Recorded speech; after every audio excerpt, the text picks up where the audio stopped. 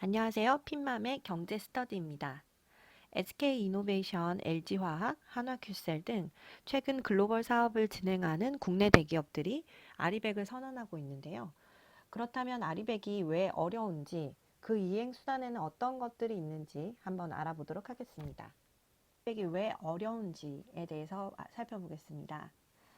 기업이 사용하는 에너지를 전부 재생에너지 100%로 사용하겠다는 이 아리백 선언은 그냥 선언만 하는 것이 아니라 가입을 신청할 때 아리백을 어떻게 이행할지에 대한 계획을 제출하는 것입니다. 그렇게 제출된 이행 계획이 그 협회에서 현실성이 있는지를 검증을 받아서 가입이 승인되는 것입니다. 그리고 난 뒤에도 매년 그 아리백 이행 계획과 이행 현황을 점검을 받아서 계속 체크를 받는 것입니다. 그렇기 때문에 굉장히 어렵고요. 또한 달성 목표는 회사 자율적으로 설정을 하긴 하지만 기본적인 가이드라인이 있어요. 2030년에는 60%를 달성하고 40년에는 90% 이상을 달성하는 실적을 갖고 있어야 된다는 게 필요하고요. 또 재생에너지의 종류도 어느 정도 한정이 되어 있습니다. 그래서 태양광, 풍력, 수력, 지열, 바이오매스. 바이오매스는 바이오가스라는 건데 뒷부분에서 설명드릴게요. 이러한 재생에너지를 사용하는 것이 한정되어 있습니다.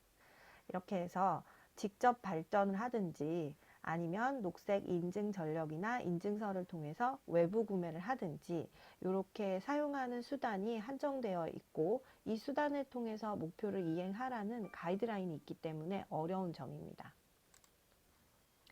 아까 말씀드린 것처럼 재생에너지의 종류에는 이렇게 한정되어 있는데요. 요것들을 한번 살펴보면서 왜 어려운지를 좀 더 구체적으로 짚어보겠습니다. 태양광, 풍력, 수력, 지열은 한번 생각을 해보시면 이 에너지를 발생시키기 위해서는 넓은 야외 공간이 필요합니다. 그렇기 때문에 적은 리소스로 많은 전기를 발생시키는 기술력이 개발이 돼서 이 에너지를 발생하는데 효율성을 높여야 되는 부분이 있습니다. 현재는 그런 기술력이 그렇게 높은 수준이 안 되기 때문에 넓은 야외 공간이 필요하다는 단점이 있는 거죠. 또 두 번째로 바이오 가스라는 게 있어요. 기본적으로 생각을 해보면 이제 동물이나 사람에게서 나오는 메탄가스 이걸 통해서 에너지를 만든다는 얘기입니다. 그렇지만 이런 기술 자체가 주변에서 되게 들어본 적이 별로 없으시잖아요. 그렇다는 건 기술 개발이 굉장히 더디다는 얘기입니다. 그래서 이 모든 영역의 이 재생에너지 기술이 지금 기술력 발전이 매우 더딘 상태이기 때문에 기업들이 활용하기가 굉장히 어려운 상태죠. 그래서 자금력이나 리소스의 한계를 가질 수밖에 없습니다. 왜냐하면 기업들은 사실 재생에너지가 본업이 아니기 때문에 자신들의 본업에 투자를 하는데도 한계가 있는데 지금 재생에너지를 사용하기 위해서 또 여기에 자금력과 또 리소스를 투자를 해야 되기 때문에 굉장히 한계적인 상황에 이른 거죠.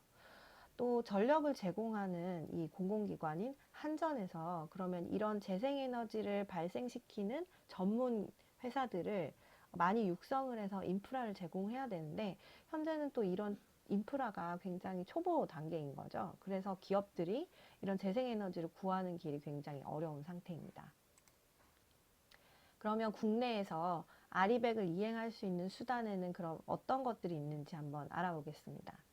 아까 말씀드린 것처럼 아리백에 대응을 하려면 재생에너지를 직접 만들던지 아니면 구매해 오던지의 방법이 있습니다. 재생에너지를 생산을 하면 또 잘 팔 수 있도록 또 기업들이 이 재생에너지를 구매하기 쉽도록 또 가격도 적당하게 이렇게 제공을 해야 되는 게 한전의 역할이라고 볼 수 있는데요. 한전과 정부의 역할이겠죠. 그래서 산업부에서 이런 환경적인 변화들에 발맞춰서 인프라를 개선을 했어요. 2020년 9월에 아리백 이행 지원 방안을 마련을 해서 아래와 같은 수단들을 제공을 했습니다. 그래서 주로 녹색 프리미엄 그리고 인증서 REC라고 합니다. REC 구매 그리고 제3자 전력 거래 계약 PPA라고 불립니다. 이 세 가지가 가장 많이 사용이 되고요. 이것들은 해외에서도 굉장히 많이 활용되고 있기 때문에 국내에 이런 인프라를 지금 마련하고 있는 상황입니다. 그리고 지분 투자, 자가 발전 등이 있습니다. 하나하나 살펴보도록 하겠습니다. 먼저 녹색 프리미엄제입니다. 녹색 프리미엄제는 한전이 민자발전에서 구입한 여러 가지 재생에너지의 전력을 일반 전력 대비 재생에너지용 전력을 구매할 때 약간의 프리미엄을 부과를 해서 판다는 얘기입니다. 그래서 일반 전기보다 조금 비싼 그런 프리미엄을 제공해서 파는 녹색 프리미엄제가 있고요. 좀 굉장히 구매하기 쉽고 그냥 접근하기 쉬운 방법이죠. 두 번째는 말씀드린 것처럼 인증서를 구매합니다. 요거는 REC라고 불리는데요. 재생에너지 발전 기관에서 한전에서 구매가 다 되지 못하고 남은 재생에너지가 있을 텐데요. 그 남은 재생에너지를 REC라는 그 남은 재생에너지에 부과를 해서 이거를 소비자인 기업이 구매를 해서 인증서를 대신 받습니다. 그러니까 한전 거를 사지 않고 재생에너지 발생 기관의 남은 에너지를 기업과 연계해서 직접 구매해라. 그럼 직접 구매하면 인증서를 줄게. 그럼 그 인증서가 너가 재생에너지를 사용했다라는 증거야 라고 얘기를 하는 거죠. 그래서 이 인증서의 이름은 REC라고 불립니다. 세 번째는 제3자 전력 계약입니다. 이건 PPA라고 불리는데요. 이것도 한전이 중개를 합니다. 그래서 재생에너지를 발전하는 발전 민간 기업과 또 소비자인 기업, 이 재생에너지를 사야 되는 기업 간의 전력을 중개를 한다는 겁니다. 그래서 여기서 보시면 민간 재생에너지 발전 기업과 소비자인 기업 간이 직접 거래할 수 있도록 전력을 계약을 하는 내용인데, 보통 해외에서 보면 뭐 20년, 30년 이런 식으로 해서 가격을 정해놓고 장기 계약을 맺게 됩니다. 여기에 장점은 가격이 일정하게 30년, 20년 동안 제공을 받을 수 있기 때문에 이 소비자인 기업이 재생에너지의 수단에 대해서 고민할 필요도 없고, 또 장기 계약의 가격이 정해져 있기 때문에 여기에 들어가는 리소스에 대해서 고민할 필요가 없는 거죠. 그래서 해외의 대기업들 중에서는 이런 장기 계약을 체결하는 회사들이 좀 있습니다. 그래서 대부분 이 세 가지의 수단에 대해서 거의 한 90% 이상 정도가 요 세 가지 수단을 활용해서 아리백에 접근을 하고 있습니다. 그 외의 수단은 두 가지가 있는데 기업이 직접적으로 접근을 하는 방법이라고 보시면 됩니다. 그래서 두 가지는 지분 투자입니다. 기업 등 이렇게 전기를 필요로 하는 이 소비자가 재생에너지 발전에 돈을 투입을 해서 직접 기술을 개발을 하는 겁니다. 기술을 투자해서 이게 효율성이 나오려면 그냥 뭐 1년 만에 뚝딱 하고 나오는 게 아니겠죠. 그렇기 때문에 자금을 투입하고 적어도 한 5년 이상의 기술 개발이 들어가야 실용 가능한 그런 기술이 나올 걸로 예상이 되기 때문에 굉장히 오래 걸리는 사업입니다. 또 자가 발전이 있는데요. 우선 생각을 해보면 돈이 많이 듭니다. 자가 발전은 제가 아까 말씀드린 것처럼 우선 넓은 공간이 필요해요. 왜냐하면 기술력이 그만큼 안 따라주기 때문에 태양열을 많이 흡수를 하려면 어쨌든 넓은 땅덩이에서 태양열을 많이 노출시켜야 되고, 뭐 풍력이든 수력이든 지열이든 이것도 전부 땅이 많이 드는 사업인 거죠. 그래서 돈이 많이 듭니다.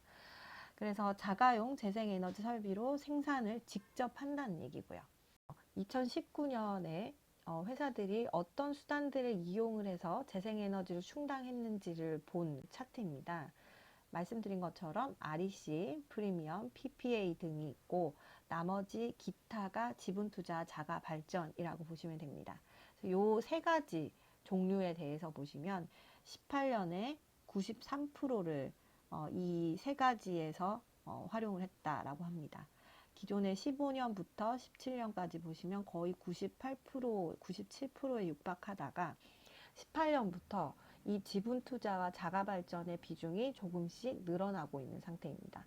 그렇다는 건 결국 기업들도 이제 간접적인 구매에서 벗어나서 직접적으로 자금을 투자하고 자가 발전을 할 수 있는 자신들의 인프라를 개발해 보겠다는 의지가 좀 더 커졌다는 상황인 거죠. 이렇게 모두의 노력이 지금 필요한 상황입니다. 정부는 재생에너지 기술 개발이 필요하고 또 그린 환경으로 점차 계속 변환시켜 나가야 되는 겁니다. 또 공공기관인 한전에서 보자면 재생에너지를 생산하고 구매를 활성화시키는 이런 인프라를 계속 강화를 해주어야 기업들이 접근하기에 굉장히 편리해지겠죠. 기업들로 보자면 사업 운영 자체를 친환경적으로 할 수 있는 부분을 계속 고민을 해서 많은 부분을 계속 전환을 시켜야 되고요. 또 말씀드린 대로 여러 가지 기술 개발에 자금을 좀 투입을 해야 체질이 개선이 될 걸로 보입니다. 그래서 정부와 재생에너지 기술 개발을 위한 여러 가지 협력의 프로젝트가 좀 진행이 돼야겠죠. 네, 여기까지 아리백의 이행 수단과 향후 방향에 대해서 한번 살펴봤습니다. 핀맘의 경제 스터디였습니다. 감사합니다.